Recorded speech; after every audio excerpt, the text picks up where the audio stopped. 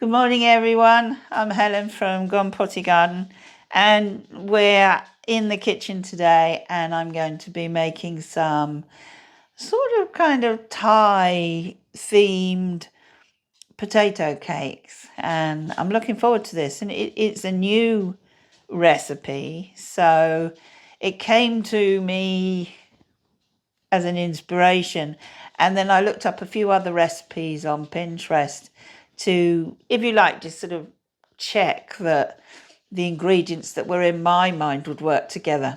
So it is an experiment. I haven't made it before like this, so let's hope it all works out. But so far, I think what we've got is the recipe for a really nice meal with potato cakes, and Jackie will have that tonight with her sausages, and I'll have it with some vegetables because there's lots in it.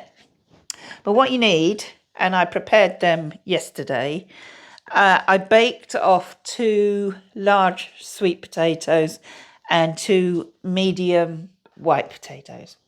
And while they were still hot, but before they were burning, I took out, I got rid of all the skin, basically, because you know what it's like with jacket potatoes. If you leave them with the skin on, they tend to go really brown all the way through, and then you get the earthy flavour of the skin, which is lovely and really good for us, but for potato cakes it wasn't going to work because they need to all bind together.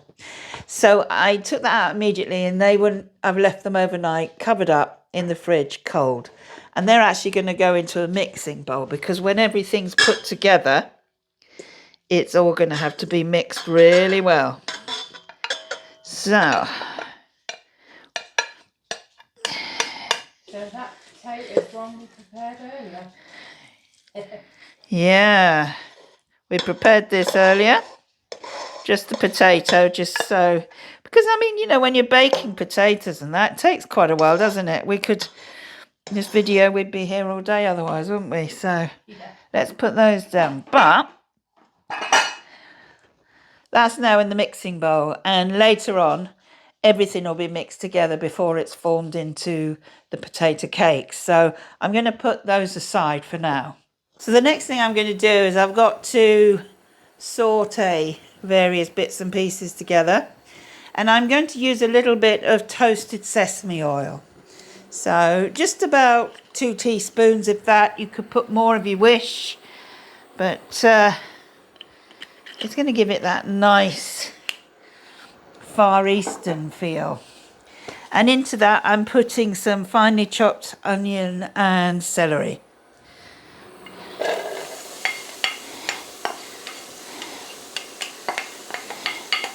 It's an amazing thing, isn't it, when you cook onions? The moment you add it and it starts cooking, it smells fantastic. So we can put those aside now. Let's just get those nicely. Yeah, they do, don't they? Yeah.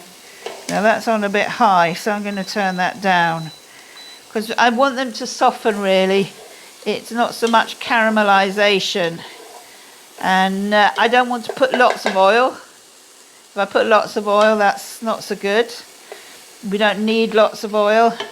There are going to be natural oils within the food, so that's going to be as it is. But what I am going to add for them to saute in is some liquid aminos, which is a little bit like soy sauce, but it's totally vegan. And just spread that around a little bit.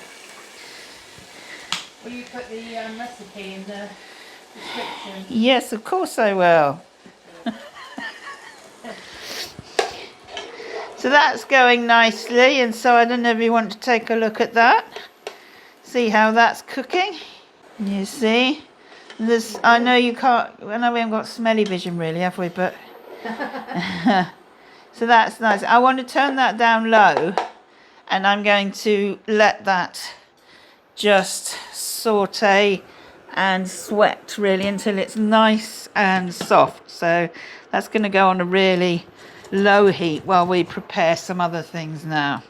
So next what I'm going to do is, as those onions are softening and sweating down, I'm going to add in some fresh baby spinach. And as we all know, that literally cooks down to nothing, but it gives us some nice flavour, some great vitamins. And I'm going to let that sweat down as well till it becomes really small and cooked and perfect. So do you want to come and have a look, Jackie, and can see how it's all looking at the moment before it's all sweated down? Lovely. Yeah. Okay, so I'm going to pop the lid back on now. So the next part that's going to be added into the pot are the chilies, and these are 2 that were grown here on the chili plants that never stop giving. They're frozen and now they're defrosting. They're quite soft, so they don't stay firm.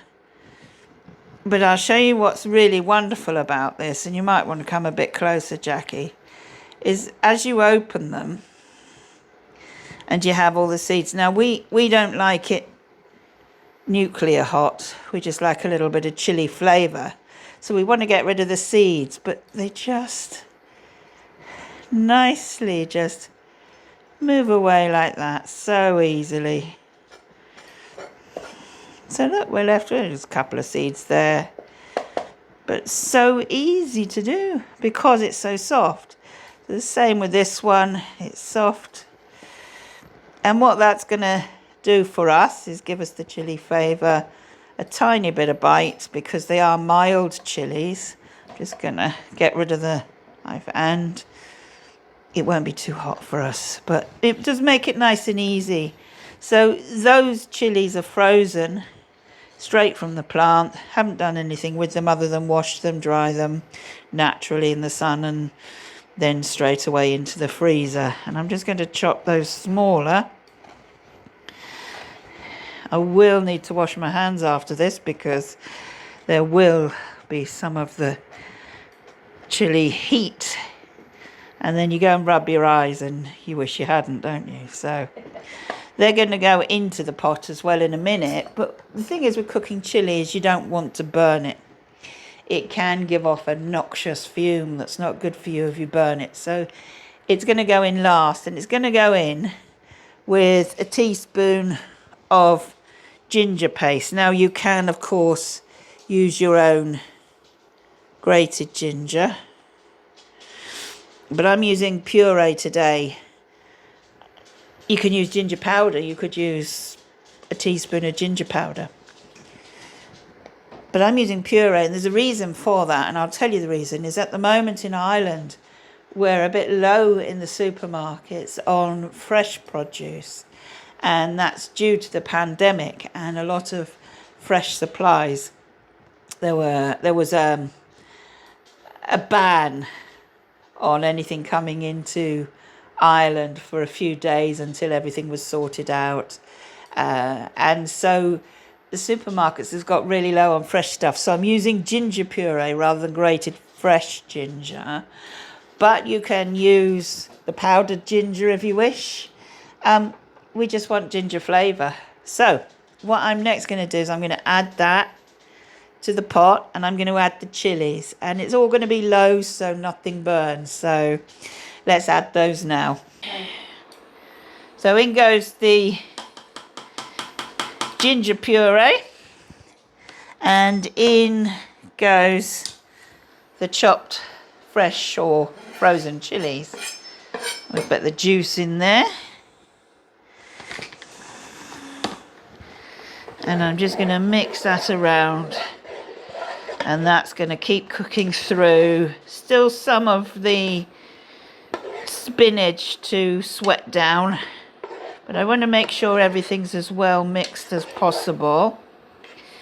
That's going to be important when it comes to blending it all and mixing it through with the potato mixture, so we don't get one potato with chili and one without, etc. Okay, so let's leave that to sweat a bit more, and we'll come back to that in a moment. Right, one of the things that this recipe calls for, or the experiment calls for, is lemongrass. And of course, with the problem with all the fresh produce, we couldn't get lemongrass. And sometimes you do get it like the puree in the tubes, but they didn't have any. So I thought, okay, so I can grate the rind of a fresh lemon. That's no problem. And we can use the juice. That's no problem. Or we can see if there's a way of getting some lemongrass.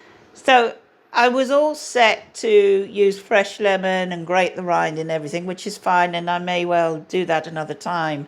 But Jackie went into the local town last night, and there is a small Syrian supermarket that does Far Eastern foods, and she thought, let's give this a try.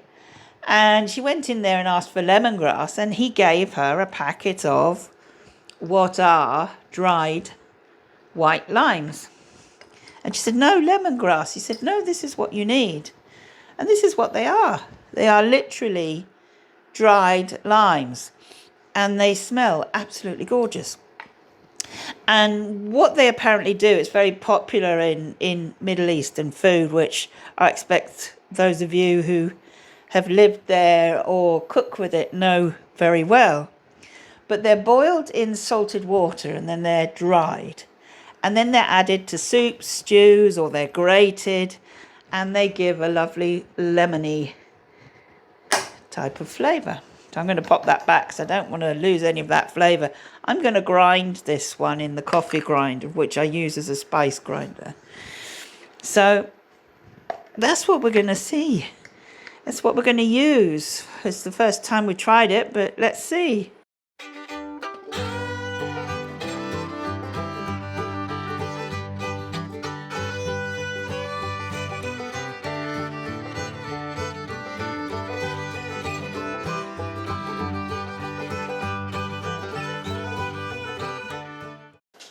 It is making the most incredible scent, but it's not breaking it up very well, so I'm just going to break it into smaller pieces and then grind, because it's just throwing it around the blade really at the moment. It's like a little game of Subbuteo in there. So yeah, let's do that. And that's what they often do, is smash it and then pulverize it in a pestle and mortar. But of course I'm using the technological approach, not the original pestle and mortar. Or what they sometimes do is they get one of these whole, stick a knife in it, and then put it in soups and stews, and then all the flavour seeps through into the recipe as it's cooking. So that's another way that it's used, but I'm going to try and see if I can get it down to a finer powder.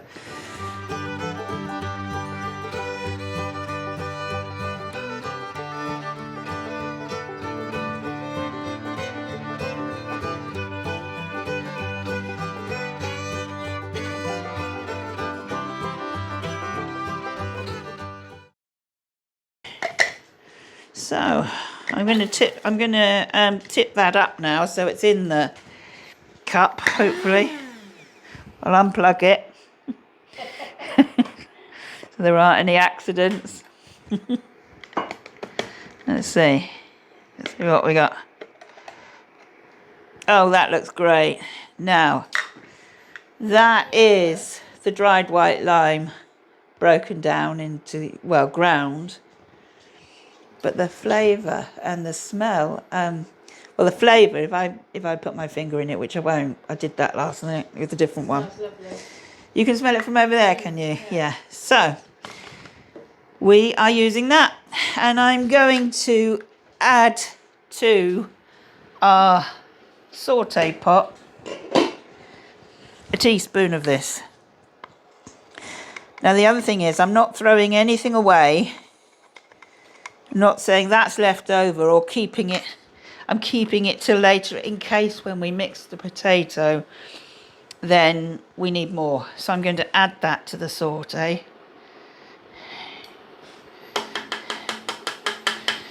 Ooh, hopefully we'll get some nice citrus flavours through there.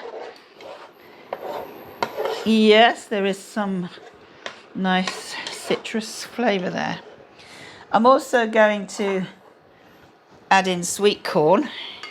That is about a small tin's worth, maybe a cup of sweet corn. And I just want everything mixed together, so when it all goes in with the potato, all the flavors are together. That's important to me. So there's one other thing that I haven't added yet. It's very important. Peanut butter. So we've got this whole food peanut butter that's smooth, and I think Jackie's left all the paper around the top. And I want to add in about 1/4 cup, but that won't fit in. So let's see. Let's do the old, oh, that's a dollop of peanut butter. And of course, like I said, when it comes to the mixing, when it's all done, before you shape it into the patties, that will be the flavor. I mean, it will cook a little bit more flavor will come through as it's heated, but that will basically be the flavor. And I just want to make sure that peanut butter's mixed through. Again, I think we need another big blob of it, because we want the peanutty type of flavor that you get with Thai food in particular. So let's just put all that down. Do you want to come and have a look, Jackie? Yeah. I think so. I'm going to just try and get that nice and warm and gooey, and then I can make sure it's all mixed around. That's what it's about, making sure everything's mixed and blended, and then we'll be okay. So I'll just turn that up a little bit. The smells coming off here are absolutely divine.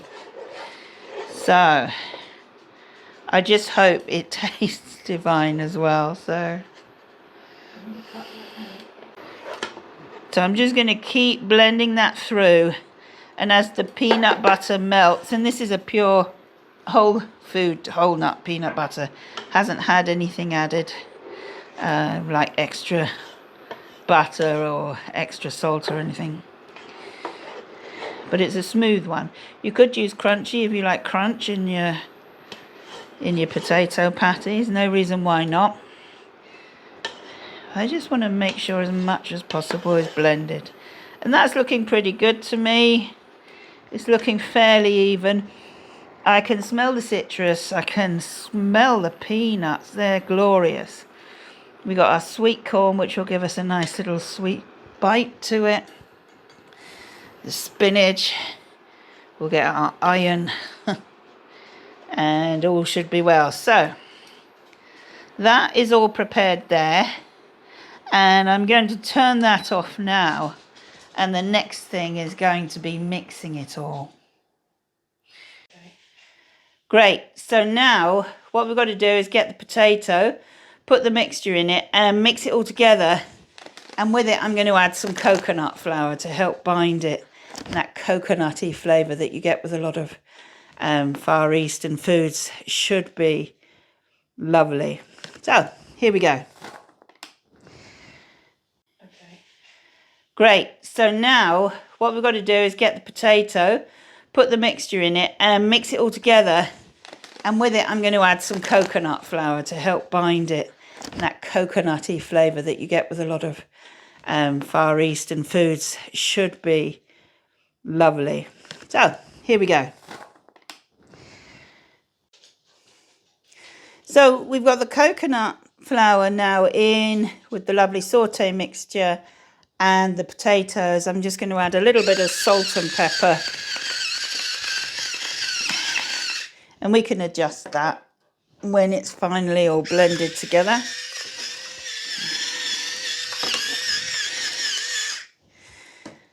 And here goes the mixing.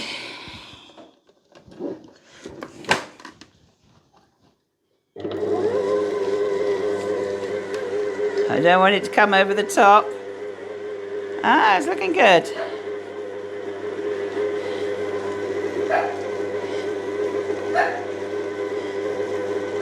Doesn't look like it's going to need too much, to be honest, and we don't want, you know, when you blend potato too much, it goes like wallpaper paste, so we don't want that.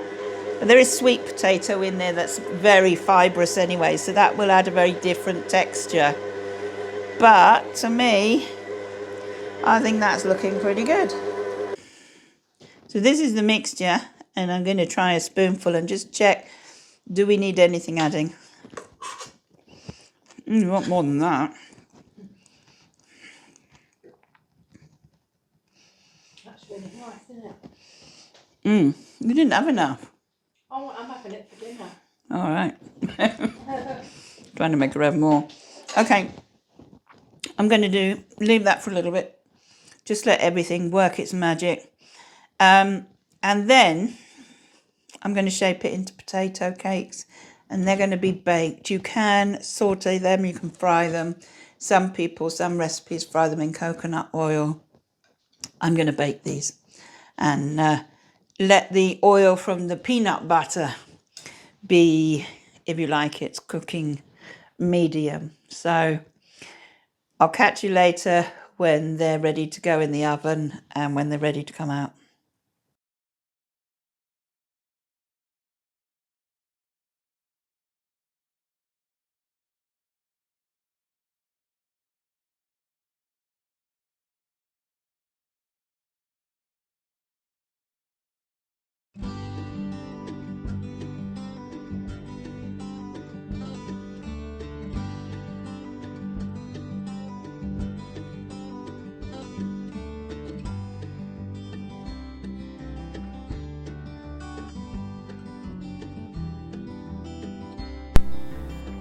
Why not come and join me on Facebook or Instagram? The link is in the description.